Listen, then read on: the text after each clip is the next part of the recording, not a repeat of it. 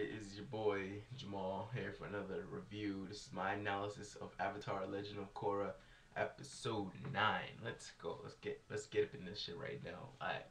First off, I'm gonna start off talking about how Uber, I think, the blood bending has proven to be in this episode. Clearly, Tarlok, like I don't know, like as we've seen, he's a descendant of what's his name, Yakon or Yukon. I forget his name. He's his son, evidently. But yeah, this shit proves to be overpowering. That's just an understatement. Overpowering, as we've seen. I will talk about this later, but I just want to start off by saying that. Okay, so this episode 9, starts off talking about how Tarlok, after using his blood bending and capturing Korra, he puts her away in, like, I don't know where he took her, his hideout, cabinet, whatever fuck you want to call it. And then evidently he basically makes up a scene where, or like, he fakes his own like ambush. Basically he says that the Equalists came and ambushed him as Korra was trying to talk him out of letting her friends out. So then he shocks himself. I don't know where he got that glove. So that's just my speculation. Where did he get that glove? He shocked himself. Then he, like, when he passed out, wakes up, and then the police here, and he makes a bullshit excuse saying that Equals took Ava Korra, whatever, and then all this dumb shit happened. But evidently, we already know that, he captured her, and then he's saying like how she gonna go with him. They gonna start a new life somewhere else and shit. And then so we go from there. Lin Beifong. We haven't seen her a couple of episodes after her group has been captured. Yes, her group has been captured. It looked like she was in like some type of state of mourning and all that. So she wakes up and then she just had it. As soon as she heard that Avatar Korra has been captured, she got up out of her bed, slapped that alarm clock, and then evidently she goes to where the team has basically been arrested and they was in prison. And then she goes, she does her little bending shit, and then she takes out Mako, Bolin, and Asami out of jail. And then what I thought funny about this was like, as she came in, it was like Bolin was talking about how he needed privacy because he was apparently taking a piss. And then so his cheeks turn red and shit. And then as they're leaving, he leaves his zipper down, and then like she uses her metal bending, she like zips it up. I was dying when I read that. I mean, watch that. But yeah, cause what if his shit was out and she like zipped it? That must have fucking hurt.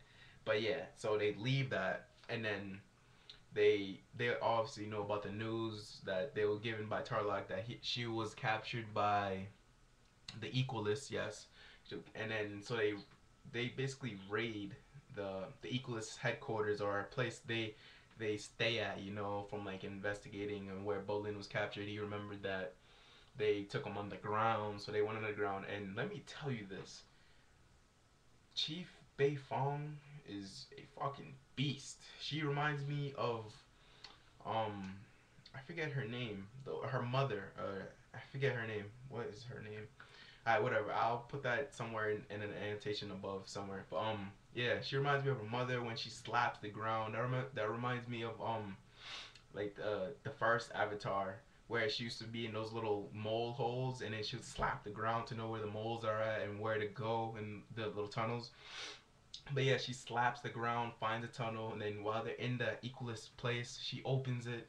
She's just a fucking boss in this episode. And then while she's in there, she like slaps the ground again because apparently it's metal, and then she could tell where everything's at. And I like the scenes where it's like black and white. It's like showing. It's like a bat. Like when a bat like sends out the little echoes so it knows where it's going. It's like that. But then she's like her mouth, but not blind. So she's like a double threat right there. So I liked about that. And then so she apparently finds her squadron that she lost like a couple episodes ago. And then what's sad was that apparently Amon took her powers. It's sad. Yeah, so there's nothing really they could do because even no, she knew right off the bat that their powers were taken because she opened up the gates to the prison cell, whatever, and then it was metal. So if they had the power, they could have metal bend too. So yeah, they go, and then she like scans the whole place and shit, and then they return back to the team, and then basically they tell him that Korra's not there. They've been set up or lied to, because like I don't know. They and then they captured one of the equalists, and then he spilled the beans basically, and then saying that, oh, we never attacked and all that. We didn't capture Korra, and then so right off the bat they know that Tarlok is lying and he's up to something. That had me thinking too. I'm like wondering what the fuck is gonna go on and all that. Like, what is Tarlok doing? Because he seems like he's like a lone wolf in some sense. Like, what's going on? I don't know. Cause yeah, that just had me uh thinking about that. And then like from there they basically like switch off to like Korra, and she's in her little tiny little cubicle. She's in a cubicle, and then she just thinking. She's meditating. That's just like what Aang used to do. She's meditating. She starts thinking about what Tenzin starts saying about use the dreams and all that. And then she starts meditating, and then Aang's sending her dreams about Yakan and how his trials, how he's always gotten away in court. And then Aang's basically sending her a message, foreshadowing to like stay away from Tarlok, because apparently Tarlok is Yakan's son, and and Yakan was like a master at blood bending somehow. He's the one who started the being able to use the blood bending without the full moon. And this is where I come in and talk about how I think bloodbending is so overpowering. Like, god damn, like this dude, he's been in the hiding, Mr. fucking Yakon. And then he just here, like, he knows he gets sentenced by Sokka. Also, what I like about the scene is you get to see them when they're like at least all 40. And it's like the first time I think we all seen them, like a long scene, not just like little tiny clips. We seen Aang, he has his little beard and all that, looking old and all that. And then what's her name? That damn, I'm hating that I forget her name. If you guys remember her name, put it below. But the little girl that was blind and all that. Yeah, so yeah, we see them all like 40. It's like the gang reunited. And then Sokka sentences him, and then this dude's a beast. Yakan, he takes everyone up with his mind and blood bending, and then he just freezes them, and then he just puts their ass down, and then he just leaves. Avatar gets up, Aang gets up, and then chases him. He goes into his Avatar state, chases him, and then how I think this is overpowering. He starts bullying the Avatar, breaking his bones and turning it inside out. Just as he's about to kill him, what I liked about this was that he just broke out of the Avatar state, and then he just fucking sunned him, did the earth bending, took him just like what he did to Fire Lord Ozai, and then just took his face, release, just like what Amon does. That's what I'm not getting. Like, what the hell? Like, I'll talk about that later. Whatever. So yeah, they just talk about that. She learns that um she should have stayed away from Tarlok.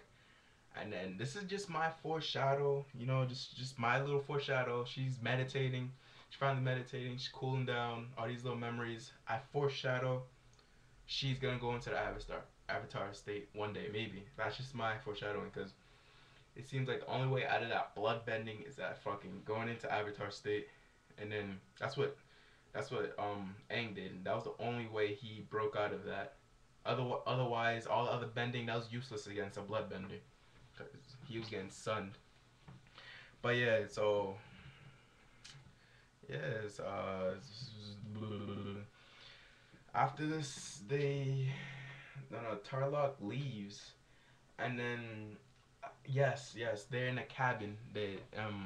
And then evidently Amon's people, like, as Tarlok talks about, um, he talks about Yukon being a dad. He goes up the stairs and he sees Amon and his group of equalists, and then like Tarlok thinking, oh, he's such a boss. He brings down the equalists like nothing, and then what I liked about this was Amon. There's so much to say about this dude. Like, I'm gonna just say off the bat, he's my favorite character. I don't want to see him go down, but this is a little story, and then so you already know the protagonist basically is gonna win, and it's not like the bad guy ever wins. But I don't want to see him go yet. He's a freaking beast. Like Tarlock starts doing like his blood bending on Amon, and apparently it's not working. I don't know why. He is a human, so let's just not say he's not human, and that's why, or he doesn't have blood or something. But he does. But the thing is, I don't know. I find this a little skeptical. Like I don't think he could be Khan, and like how he's had like so much experience with bloodbending, or he knows how to negate the effects of bloodbending. I don't know about that, but like he was getting bloodbended, but then he was just overpowering it. That's what I just liked about it. And he just looked like he's like a savage. He just walking through it, and he just fucking took Tarlock up and then threw him, and then grabbed him by the back of his head, and then took away his powers and knocked him out. I was like, oh shit, that's crazy. And then so he carries Tarlock. He carries Tarlock outside and sends his group of equalists downstairs to get Avatar Korra, and then he's like, make sure you be careful. This chick, she don't underestimate her. And make sure you shock the box before you take her out. And then yeah, they thought they did, but like what I liked about this is like she's really clever at this point, and then she like uses like her wristband or whatever and ties it on the top, so she hangs on it while they're shocking the box, and she drops at the end like she got really shocked. And as soon as they open it, she just demolishes them and runs out. And then at the end, like she apparently goes face to face with Amon, and I'm thinking they're gonna fight right here, right now, and I'm like, damn, what's gonna happen? And then I don't know, she does her like her ice bending, like she sends water and it freezes, and then she just runs away like a little girl, and then he starts trying to follow to catch her, and she had to get away. I didn't really think they were gonna fight. It had like 2 minutes left. So I was whatever. And then she runs away. She gets knocked out because he trips while running away so fast. She's a little coward. But yeah, then her little dog, polar bear shit, finds her and then takes her home. You know, they like they meet up with the group, and then this part was sad because like soon as she's hurt right now. As soon as she sees Mako, or Mako sees her, Mako picks her up like as if she is his girlfriend, and then Asami gets jealous because as we can see in earlier in the episode, um, Bolin had spilled the beans about her and Mako kissing that one time, and apparently she gets jealous. Now this is what I'm thinking. I don't know. I just hope that she doesn't betray them, because I in the future I see them Mako and Asami breaking up, because like the he seems to care more about Korra than he does Asami at this point. But yeah, I see them breaking up, but then I just hope that she does not turn evil, because she's already been characterized as this nice caretaking person. She's like episodes she's been inviting them inside, going to events. She's just a nice person. Genuinely, she's already dug herself into like a hole. She's already shocked her dad. She's changed her life completely. I just hope that when they break up, that she just not that chick that's just in the group. Like she's like separated basically now. I just hope she could take it. If they do break off, just don't become evil. She's good. But yeah, this is your boy Jamal. I was here for another Legend of Korra episode 9 review. So I'll have another review out there for you next week. But yeah, rate and subscribe if you like this video. I'm out.